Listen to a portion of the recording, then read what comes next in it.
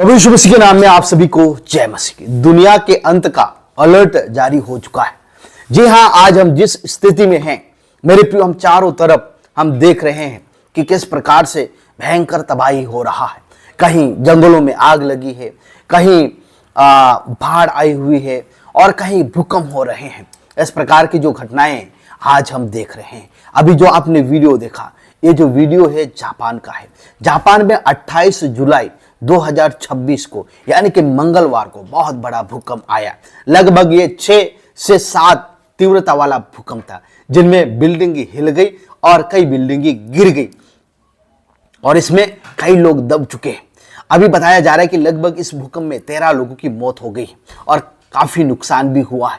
अभी वहां पर बचाव कार्य जारी है। अभी अंतिम आंकड़ा आया नहीं है कि कितना नुकसान हुआ है, कितने लोगों की मौत हुई है। कई लोग लापता बताए जा रहे हैं। जी हां, और कई लोगों को सुरक्षित बाहर निकाला गया है और कई लोगों को सुरक्षित स्थानों में रखा गया है। इस प्रकार की ये जो बहुत बड़ी तबाही है वो जापान में हुई है और ये हुई है 28 जुलाई को, यानी कि अभी अभी हुई है मंगलवार को। एक तरफ फ्रांस, स्पेन में आग लगी हुई है, घरों में आग लग चुकी है, कई लोग अपने घरों को छोड़ चुके हैं और कई वन्य पशु मर गए हैं। दूसरी ओर हम देख रहे हैं अफगानिस्तान, भारत, चीन में बाढ़ ने बहुत तबाही मचा हुआ है। इसलिए प्रभु का आगमन बहुत ही निकट है। हम सोते ना रहें। केवल ये घटनाएं नहीं है, लेकिन प्रभु यीशु मसीह के आगमन का एक संकेत भी है। वचन हमें कहता है मत्ती रचित सुसमाचार उसका 24 अध्याय, और जब उसका हम 6-7 वचन हम पढ़ते हैं, लिखा है, तुम लड़ाइयों और लड़ाइयों की चर्चा सुनोगे तो घबरा ना जाना, क्योंकि इनका होना अवश्य है, परंतु उस समय अंत ना होगा। क्योंकि जाति पर जाति और राज्य पर राज्य चढ़ाई करेगा और जगह जगह अकाल पड़ेंगे और भूकंप होंगे। ये सब बातें पीड़ाओं का आरंभ होगी। वचन में लिखा है कि जगह जगह अकाल पड़ेंगे। एक जगह में ही अकाल पड़ेंगे ऐसा नहीं लिखा है, जगह जगह में अकाल पड़ेंगे और जगह जगह भूकंप होंगे, जो आज हम देख रहे हैं। ये जो घटनाएं है वो जगत में होगा, ये जो घटनाएं वो संसार में होगा, जो आज होते हुए हम देख रहा है। ये केवल इजराइल के लिए प्रभु ने नहीं बोला कि किसी एक विशेष देश में होगा, लेकिन जब आप वचन को ध्यानपूर्वक आप पढ़ते हैं तो वहां पर इस प्रकार से लिखा है। 3 वचन पढ़ते हैं। जब वह जैतून पहाड़ पर बैठा था तो चेलों ने एकांत में उसके पास आकर कहा, हमें बता कि ये बातें कब होगी और तेरे आने का और जगत के अंत का क्या चिन्ह होगा। यानी कि ये जो घटनाएं हो रहा है पूरे जगत में हो रहा, पूरी संसार में हो रहा है।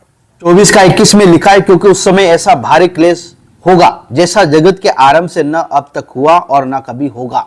25 में लिखा है, देखो मैंने पहले से ही तुमसे यह सब कुछ कह दिया है।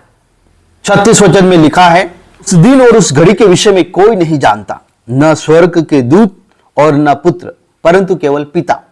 37 में लिखा है, जैसे नूह के दिन थे वैसे ही मनुष्य के पुत्र का आना भी होगा।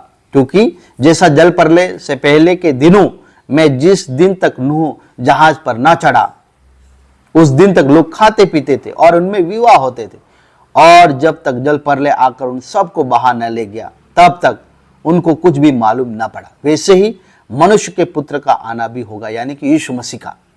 इसमें यीशु ने कहा, इसलिए जागते रहो, क्योंकि तुम नहीं जानते कि तुम्हारा प्रभु किस दिन आएगा। मेरे प्रियो, इन सब घटनाओं को देखकर हमें एक बात तो सीख लेना है कि बाइबल में जो लिखा है वो पूरा हो रहा है।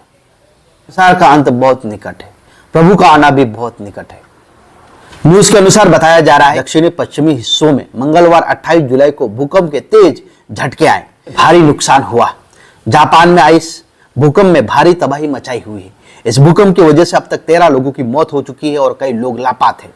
जापान के प्रधानमंत्री ने कहा है कि कुछ हिस्सों में आए जबरदस्त भूकंप के बाद 13 लोगों की मौत हो गई है और लापता लोगों के लिए बचाव कार्य जारी है। इस प्रकार से जापान के प्रधानमंत्री ने कहा है। अभी भी लोग दबे हुए हैं, अभी भी लोग मलबे में फंसे हुए हैं।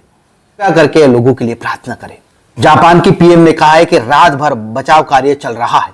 इस दौरान कई अन्य घायल लोगों को निकाला गया है, लेकिन और भी लोग लापता हैं। इस भूकंप में कई लोग घायल हो गए हैं। जापान में जो भूकंप आया 7.1 तीव्रता का भूकंप आया है, इस भूकंप के बाद कई इमारतें ढह गई हैं और लोग उनमें दब गए हैं, यानी कि काफी नुकसान हुआ है। जापान में जहां भूकंप का केंद्र था वहां कई इमारतें गिरी हुई दिखाई दे रही है, कई पुल हैं, ओवरब्रिज है, उनको नुकसान हुआ है। इस प्रकार की तबाही जापान में हुई है। कृपया करके वहां के लोगों के लिए प्रार्थना करें, जो लोग घायल हैं उनके लिए प्रार्थना करें, और जो लोग दबे हुए हैं उनके लिए भी प्रार्थना करें कि प्रभु यीशु मसीह जापान के ऊपर दया करे।